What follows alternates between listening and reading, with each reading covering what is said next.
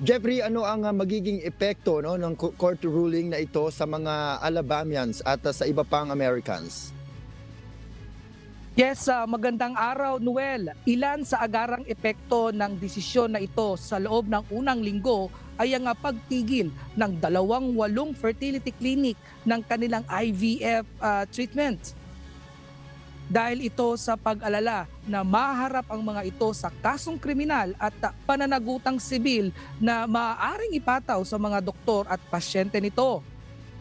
Nakansila rin ang nakatakdang IVF treatment ng mga pasyente kung saan ang ilan ay galing pa ng ibang estado.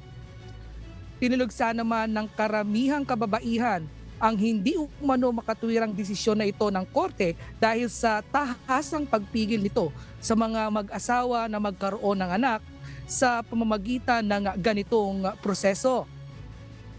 Nababahala naman ang ilan dahil sa maaaring humantong ito sa paglilimitan sa pag-access sa kanilang reproductive health rights. Samantala, Noel, gumawa naman ng hakbang ang mga mambabatas ng Alabama upang masolusyonan ang problemang dulot ng Supreme Court ruling.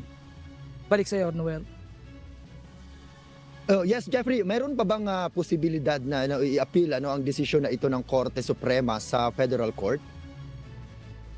Noel, walang malinaw na landas para dalhin ang kasong ito sa Korte Suprema ng US dahil nga, Noel, nasasakop ito ng batas ng estado ng Alabama.